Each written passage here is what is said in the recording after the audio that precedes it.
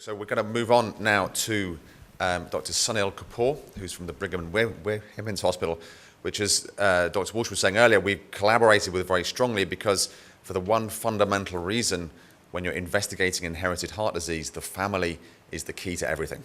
You've got to look at the family, you've got to get as many family members in as you possibly can and investigate them in great detail. So it's my great pleasure to welcome Dr. Sunil Kapur. Sunil, thank you.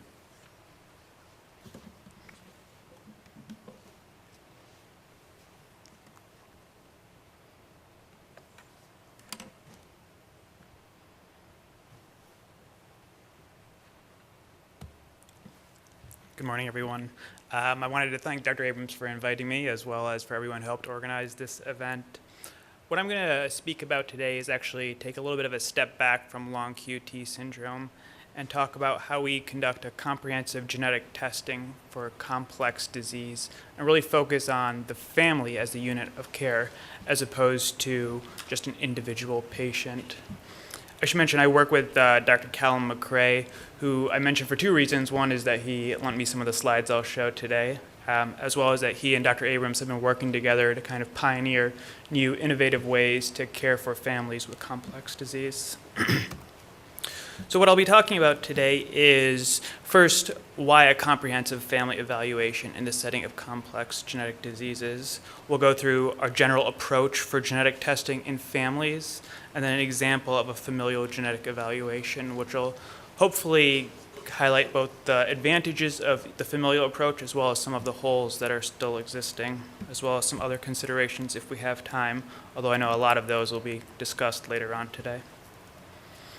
So for the first point of why we do a comprehensive family evaluation, one of the questions that we get a lot from patients as well as from our colleagues, other physicians who refer us patients for genetic evaluation is why can't we just send genetics, send a blood test on a patient and have that one blood test give us the answer? And I think it'll be discussed later today. There is no single blood test called genetics. There's no one thing that we can send. It's a little bit more complex than that. But in general, people are trying to look to see why can't we just use one blood test to give us information on a single patient.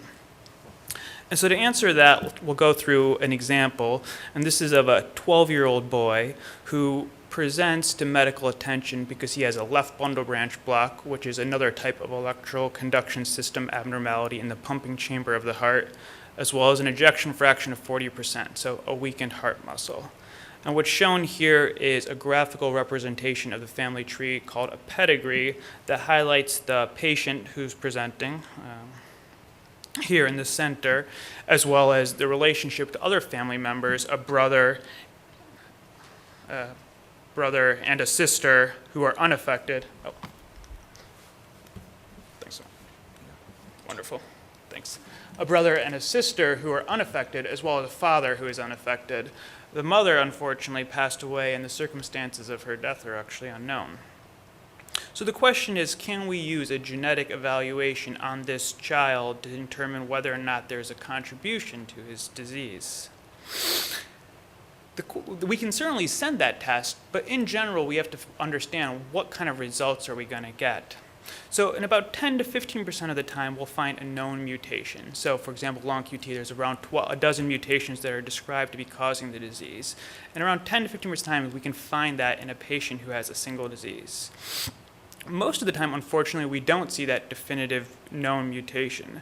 We can see variants or codes in the DNA that have uncertain significance. We know that they're not necessarily normal, is what we see in the general population, but it's unclear whether or not they actually cause any disease. And 30 to 50% of the time, we see that there is no abnormality in the genetic code, although we know that the child still has abnormalities in the heart muscle and the conduction system. This isn't specific for any one disease, but kind of the general statistics for all major cardiovascular diseases. So in general, we can see that we can send that blood test, however, it often is limited in its utility. And it's especially important to recognize that if we're unsure of the role of the variant, we don't know whether or not it actually causes disease, then it could be difficult to use in a clinical setting to help with the diagnosis or a predictive role. One of the traps that many people fall into is then starting to use circular logic and seeing that the variant, which we have no idea what exactly is causing, is associated with the disease, and that can have negative impact on the rest of the family for genetic testing. So while it's certainly reasonable to use it in the research context and in rare clinical settings, a lot of times in an isolated individual, the genotype or genetics are unlikely to confer additional information of clinical utility. And most of the information comes from the diagnosis itself. We know a lot about how to manage left bundle branch block and a low heart muscle function, but the genetics itself can sometimes be limited on an isolated individual. In many cases, even knowing the mutation is not predictive of outcomes. So again, doesn't in an isolated individual impact our management. It goes without saying that the risks of genetic testing can be quite high. Obviously, there are a number of false positives and false negatives, as well as significant psychological and ethical consequences. But in this same example, if we now have more information on the extended family, so the original nuclear family we were talking about is down here, if we get information about other uncles who have a similar conduction system and heart muscle defect, as well as another who has the same left bundle branch block, as well as other members of the extended family who have abnormalities in their heart muscle, that starts to give us more information about the nature of the genetic component of this initial child's disease. And that really highlights the fact that the families are the power of genetics.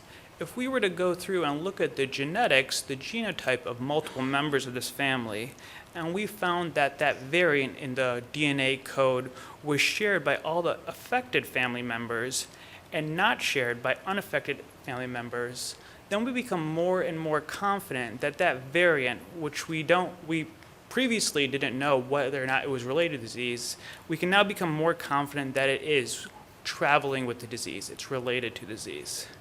And because of that, we say that the power of genetic testing is a direct function of family size. So really using the family in order to give us understanding of whether or not genetic mutations are important in a specific disease.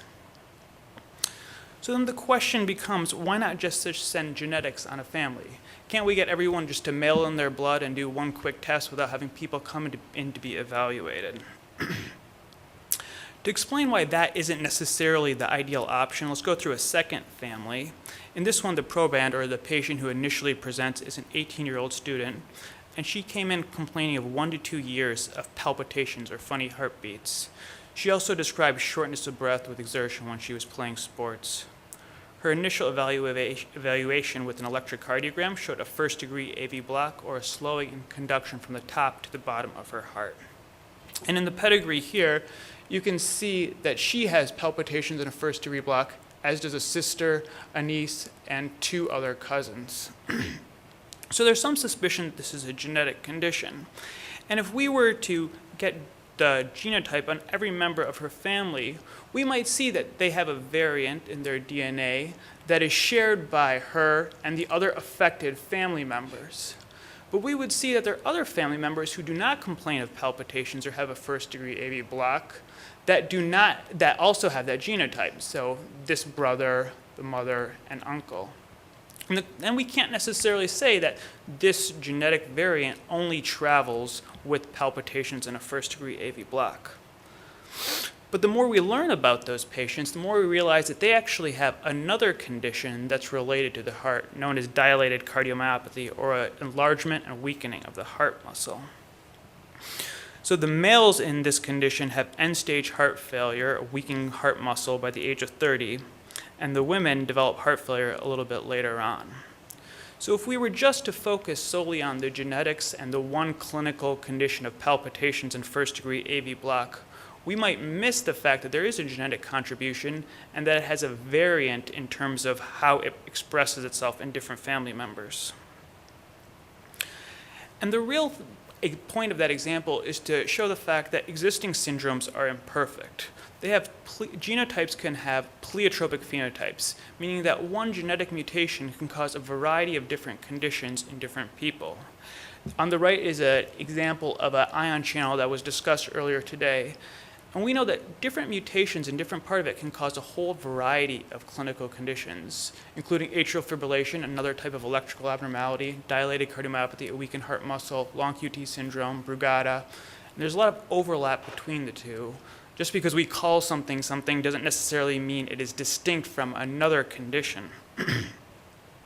So because of that, we really need to understand both the genetics as well as the clinical scenario in the family, or the phenotype as it was described earlier today. So now we'll move on to the approach for genetic testing in families. And I think the fundamental thing that we try and understand is really what is the clinical situation, the clinical evaluation of the proband, or the initial patient who comes for evaluation. That includes a thorough history, family history, physical examination, and a series of objective testing. Some of these testing can be invasive, so we have to be judicious in determining what exactly will be able to give us information to better understand the condition. On the right is an example of a different condition, hypertrophic cardiomyopathy, where sometimes actually doing an invasive test like a heart muscle biopsy can be helpful in diagnosing the condition. Through that evaluation, we're able to determine whether or not there really is a question of inherited disease. And there are a number of guidelines for a variety of syndromes that overlap with one another.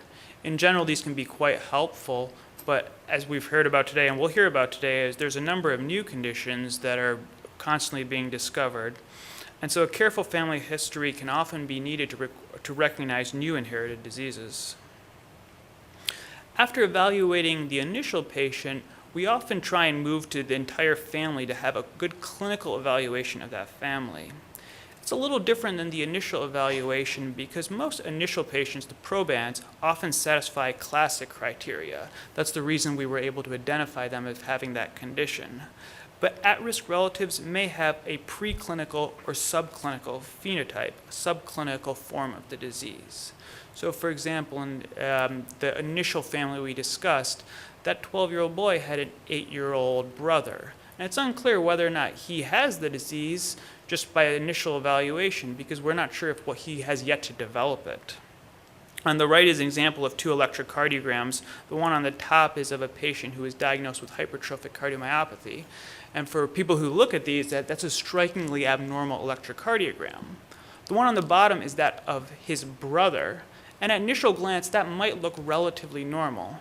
But knowing that his brother has hypertrophic cardiomyopathy, we can look at it a little closer and see that there are subtle abnormalities that give us a hint that there may be something involving his brother as well. So increasingly subtle forms of disease are detected in the family, and it's important to recognize that extracardiac findings can be important as well. As I mentioned before, subclinical disease is common, so this is just another example to highlight that point. Oftentimes when we see dilated cardiomyopathy or a weak heart muscle, we can diagnose it with an ultrasound. Occasionally, for family members who we're concerned about, there are other abnormalities that can be diagnosed only with different types of testing, such as a heart muscle biopsy. But once we have a good understanding of the clinical situation of the patient, as well as a good understanding of the clinical situation of the family, then and only then can we really try to integrate genetics into our thinking in order to better understand how it applies to that family in particular. And the process, my PowerPoint animation skills aren't that good. The process is iterative in that the more we learn about the patient, the more we learn about the family, the better we're able to integrate information from the genetics. So let's go through an example that'll hopefully highlight some of the points that we discussed today. So in this family, the initial patient, the proband who presented, is a 30-year-old gentleman with atrial fibrillation, so another electrical abnormality of the heart. His initial clinical evaluation is pretty unrevealing, except for an electrocardiogram that has a subtle abnormality that only when you really look through it with a fine-tooth comb is able to be seen. Otherwise, the heart muscle itself is normal on an echocardiogram. So now taking a family history from this patient, we see that he has a brother and a father who also have palpitations, who complain of funny heartbeats, as well as a grandfather who passed away at the age of 39 of a heart attack, which is a little bit of an unusual story because normally that doesn't affect people of that age. There was also an uncle who was recently diagnosed with atrial fibrillation, so the same rhythm abnormality. So after doing a formal evaluation of the proband, the initial patient, we do an evaluation of other members of the family, including the brother and the father, and that evaluation reveals that there is something abnormal in the heart muscle, that both of them have borderline left ventricular hypertrophy, or a thickening of the heart muscle. So as that evaluation is continuing, unfortunately, the uncle who was diagnosed with atrial fibrillation passed away, and an autopsy identified non-compaction, which is a condition in which the heart muscle doesn't fold onto itself appropriately, and therefore is not a strong muscle formation. So that clinical evaluation of the patient as well as the family gives us a lot of information. Already on clinical grounds, we can understand something about the genetics of the patient having the type of transmission, of autosomal dominant transmission of this genetic abnormality. And we know a lot about the clinical effects of it, as there is an increased risk of sudden cardiac death. Then we can integrate the genetic testing, and in this family, they were found to have an abnormality in one of the heart muscle proteins that helps with the contraction of the heart muscle. This gives us a lot of information about the family in terms of how to manage them going forward, because members of the family that do not carry that genetic mutation don't need to go through repetitive screening or repetitive evaluation to determine whether or not they will develop the condition. In addition, screening other family members, we can find others who had abnormal electrocardiograms and would be at risk for the disease. The evaluation of the family and the genetics then goes back to help our patient that originally presented itself, because knowing that there is a risk of sudden cardiac death with this condition, the patient actually had a defibrillator implanted, and 4 years later had an appropriate firing of the defibrillator. So the defibrillator detected an abnormality in the heart rhythm and discharged in order to revert that back to a normal rhythm. And this is, like I mentioned, is an iterative process. So understanding more and more about the family, they continue to be evaluated and continue to be screened. So just briefly, I'll go through some other considerations. Just as we mentioned, there is no blood test called genetics, and there are multiple genetic genotyping methods. I think they'll be discussed a little bit later today. Just suffice to say that it's more complicated than one test, and we have to be judicious in terms of when to use and what to use in terms of genetic testing. There's also a number of risks of genetic testing, primarily false positives and false negatives, confidentiality, emotional stress, downstream costs, and of course disappointment from trying to use a test that may not be ready for prime time in some situations. And then we always worry about misinterpretation. I think a lot of us are very hopeful that the genetic information will provide a lot of hope, a lot of information in terms of how to help manage patients, and that may or may not be the case in some situations.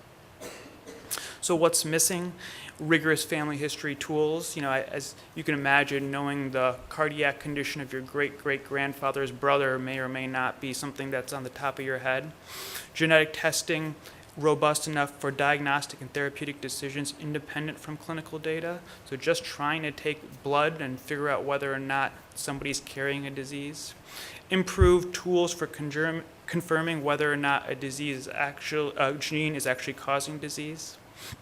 And then genetic testing that changes the way we manage patients. So distinctive therapies actually getting at that mutation, at that ion channel, and finding genetic testing that can help us diagnose preclinical disease. And of course, genetic testing that is cost effective. The future, we're hoping for point-of-care testing. A lot of the genetic testing takes weeks, if not months, to come back. The integration of the genetics with patient-specific functional data, which is something that we're working on in the lab, including using stem cells to see how we can determine what genes are important in different diseases, and linking objective family data, kind of taking the genetics and the phenomics to try and see whether or not we can find better relationships. So in conclusion, the family is the unit of all genetic testing, and the family is really the power of genetics. Genetic test results are not interpretable without relevant clinical information, and so a thorough family evaluation is important. And the family structure determines how useful genetic tests will be, both in terms of the interpretation of what the genetics means, as well as in terms of the application of how we take that genetic test and apply it to the family. And primarily, it's most important to say that caring for the family will continue to be the major focus of all our genetic evaluations. Thank you very much.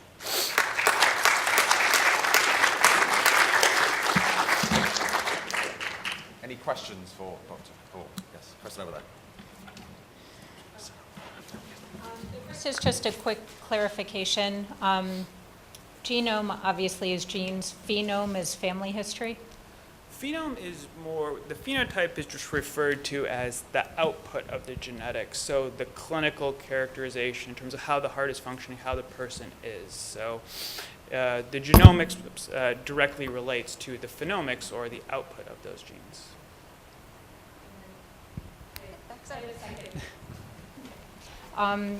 You had mentioned the unanticipated downstream costs of genetic test. I imagine for like asymptomatic patients who are gene positive, increased insurance costs or something like that.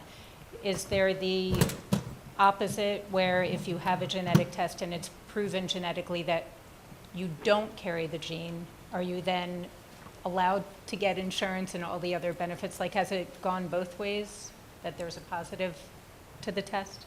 Yeah, I think that is an area that's in constant evolution in terms of different laws that are being enacted, as well as how different insurance companies evaluate genetic testing. In general, one of the things that we always know is true is that insurance companies are pretty smart, and they're able to integrate information from the family history, from the genetics, much faster and much quicker than we're able to. So I think it's something that happens on a case-by-case basis, but regardless of genetic testing that occurs, that's negative, that's positive, insurance companies are often very well aware of whether or not your brother has a genetic condition or whether or not you've been tested for it.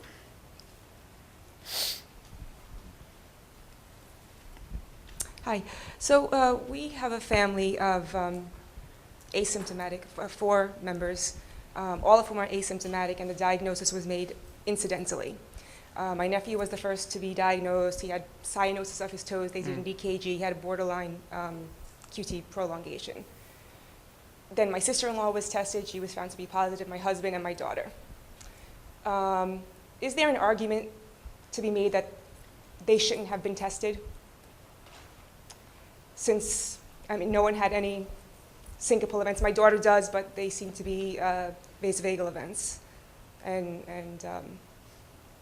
not ventricular arrhythmias. Yeah, that's a wonderful question. I think that the genetic testing is a complex issue because there's a lot of important things to consider. Obviously, what the genetics are, what the disease is, and then the different wishes of family members. Some people have different views on what they would like to know and not to know. So the reason that there is a clinic that Dr. Abrams and Dr. McRae have been working to develop is because there is a lot of questions like that of when is it appropriate, when is not appropriate.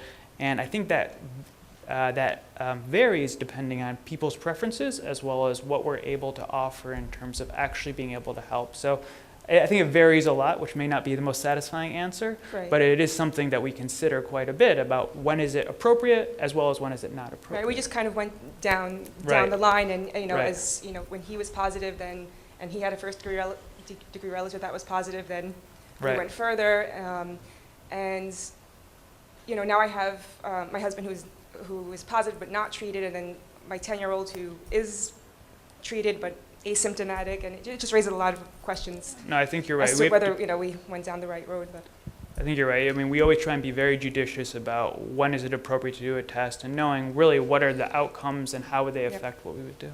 okay, thank you. Hi.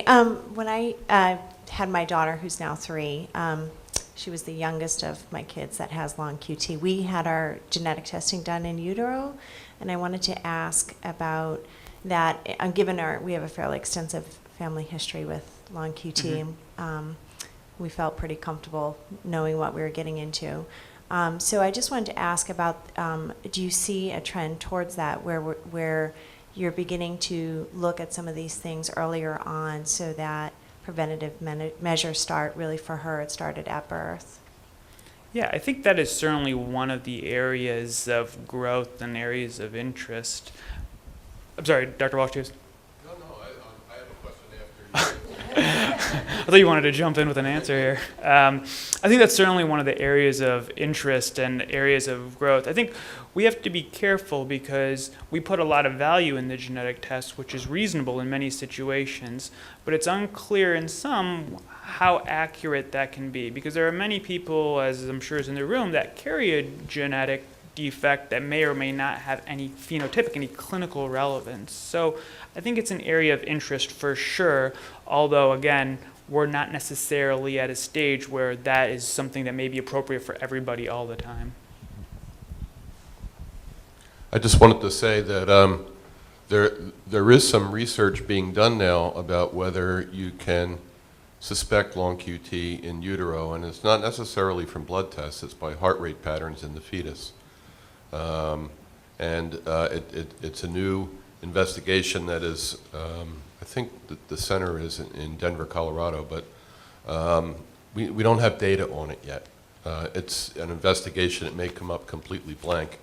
But this is the kind of thing that we would be able to help families with if it turns out that's a useful test, and it might not be.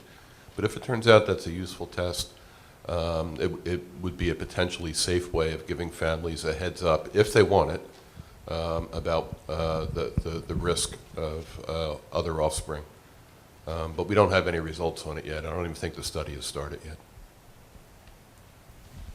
Sunny, thank you very much. That was a fantastic talk.